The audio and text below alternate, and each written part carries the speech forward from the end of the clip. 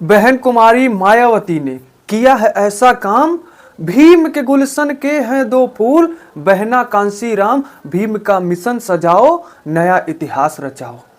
साथियों, आज एक गाना 15 जनवरी को बसपा के सुप्रीमो, पूर्व उत्तर प्रदेश की 4 बार रहने वाली मुख्यमंत्री, पूर्व सांसद बहन कुमारी मायावती जी के जन्मदिन पर पूरे देश में गूंज गया। जो बसपा के द्वारा एक निर्णय लिया गया था कि मायावती जी, शोषित वंचित लोगों के मसीहा मायावती जी का जन्मदिन अब एक त्योहार के रूप में, जन कल्याणकारी दिवस के रूप में मनाया जाएगा। बहुजन समाज के लोग मायावती जी को मानने वाले जन कल्याणकारी दिवस के रूप में मनाएंगे 15 जनवरी को। वही हुआ कि लोग इस प्रकार से मायावती जी के सपोर्ट में जन्मदिन उनका मनाया कि जगह जगह चौराहा कोई ऐसा नहीं बचा जहां मायावती जी के नाम का आज नारा ना लगा हुआ हो। गाना तो पूरे क्षेत्र में गूंज गई। ये गाना भीम का मिशन सजाओ, बहन कुमारी मायावती जी ने किया है ऐसा काम, नया इतिहास बनाओ, आज गूंज गई ये गाना।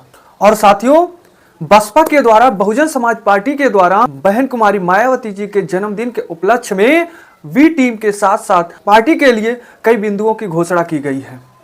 क्या क्या की गई है, बी टीम का क्या ऐलान हुआ है, मैं आपको अपने वीडियो में पॉइंट टू पॉइंट बताऊंगा। आप वीडियो के लास्ट तक बने रहिएगा।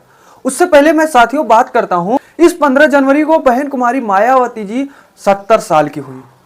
आज उनकी 70वां साल का जन्मदिन मनाया गया है। लेकिन इस 15 जनवरी को पूर्व में 9 अक्टूबर को जो महारैली लखनऊ में हुआ था, उस महारैली के बाद ये 15 जनवरी में जिस प्रकार से हर सिटी, हर चौराहे पर रैलियां, भीड़ देखने को मिली हैं, वो वास्तव में एक चर्चा का विषय हमारे देश के लिए बन गया है।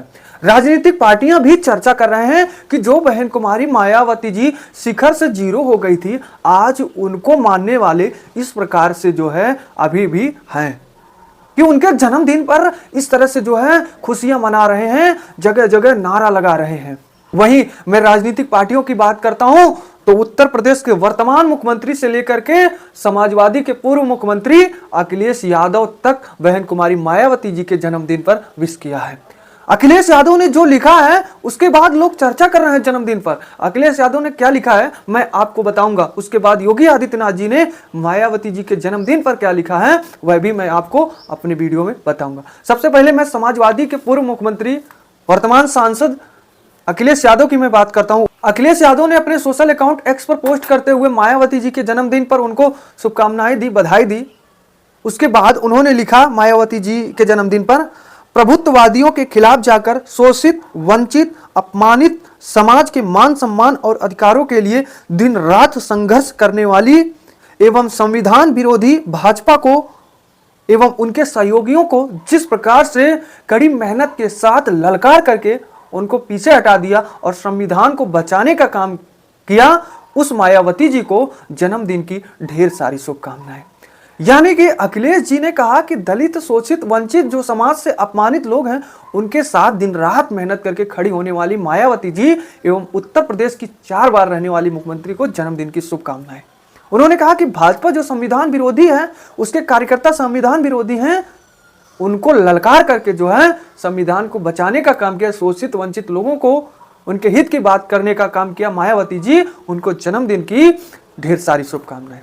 अखिलेश यादव ने कहा, यह लिखा है, यानी कि अखिलेश यादव मानते हैं कि दलितों के साथ मायावती जी हैं, इसीलिए आज मानना तो उनको पड़ेगा। क्यों पड़ेगा? क्योंकि अखिलेश यादव जी देख रहे हैं कि बहन कुमारी मायावती जी के रैलियों में, महारैलियों में फ्री का, बिना पैसे का लोग पहुंच जा रहे हैं। यानी कि वही हुआ असली सपोर्टर, असली जनता। वहीं योगी आदित्यनाथ जी, उत्तर प्रदेश के मुख्यमंत्री, ने क्या लिखा है मैं उसको भी बता रहा हूं। साथियों, उत्तर प्रदेश के वर्तमान मुख्यमंत्री योगी आदित्यनाथ जी ने लिखा कि उत्तर प्रदेश के 4 बार मुख्यमंत्री एवं पूर्व सांसद बसपा सुप्रीमो बहन कुमारी मायावती जी को जन्मदिन की ढेर सारी शुभकामनाएं। उसके बाद उन्होंने लिखा, प्रभु श्री राम से आपके दीर्घायु एवं उत्तम स्वास्थ्य की कामना है। योगी आदित्यनाथ जी ने, वर्तमान मुख्यमंत्री ने लिखा।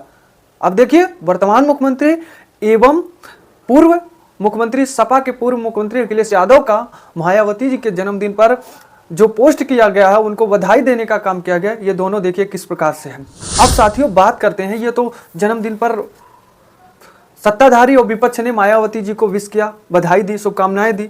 लेकिन जो बी टीम और अन्य घोषणाएं हुई है उसके बारे में मैं उल्लेख करता हूं। सबसे पहले मैं बात करता हूं साथियों कि इस 15 जनवरी को एक सबसे बड़ा जो विमोचन किया गया, एक पुस्तक का विमोचन किया गया बसपा के द्वारा, बसपा चीफ, बसपा सुप्रीमो बहन कुमारी मायावती जी के द्वारा। वो वास्तव में बड़ा ही उत्तम काम किया गया। आज बसपा सुप्रीमो मायावती जी के द्वारा जो जिस पुस्तक का विमोचन किया गया है वो दो किया गया है। 21वें भाग का विमोचन किया गया, हिंदी और अंग्रेजी दोनों संस्करण है, दोनों भाषा में।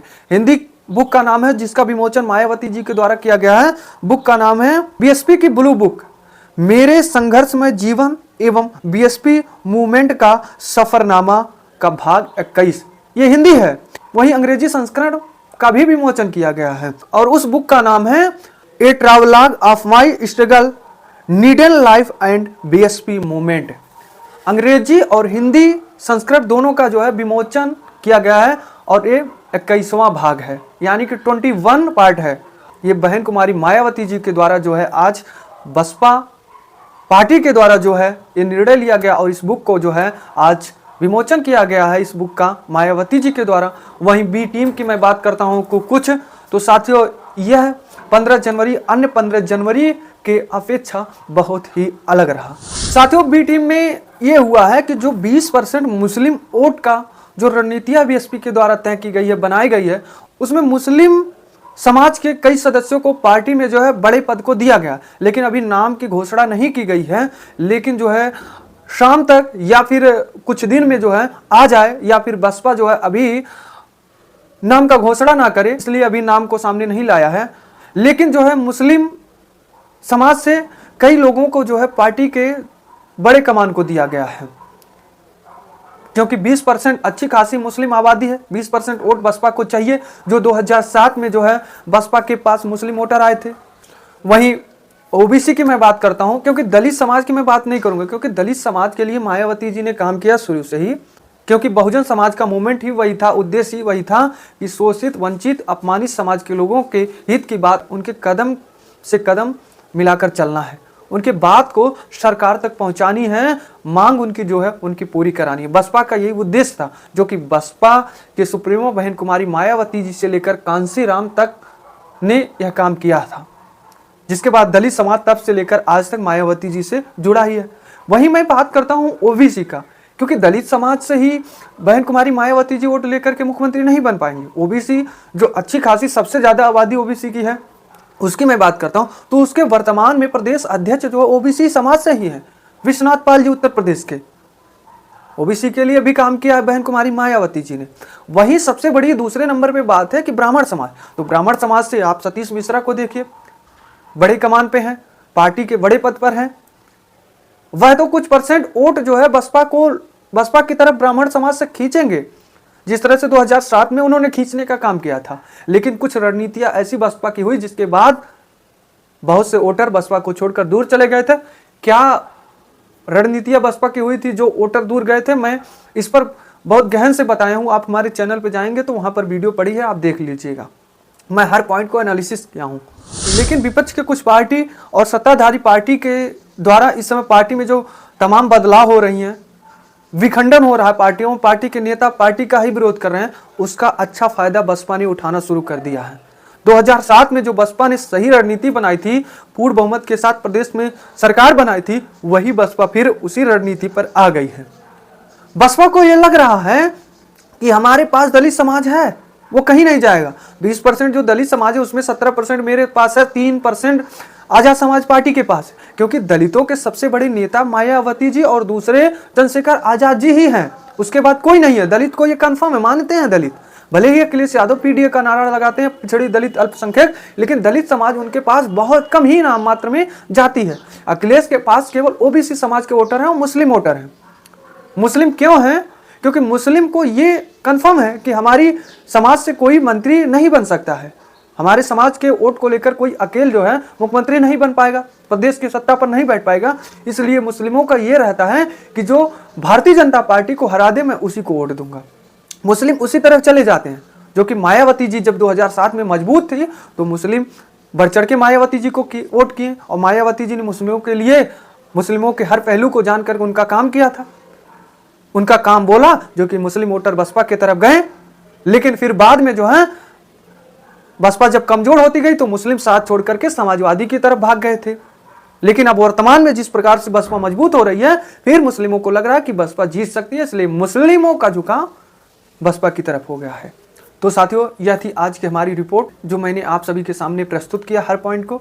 इस पर आप क्या कहेंगे कमेंट में जरूर फीडबैक लिखें। तो दीजिए ब्रिजेश गुप्ता को इजाजत, मिलते हैं एक नई मुलाकात नई वीडियो के साथ।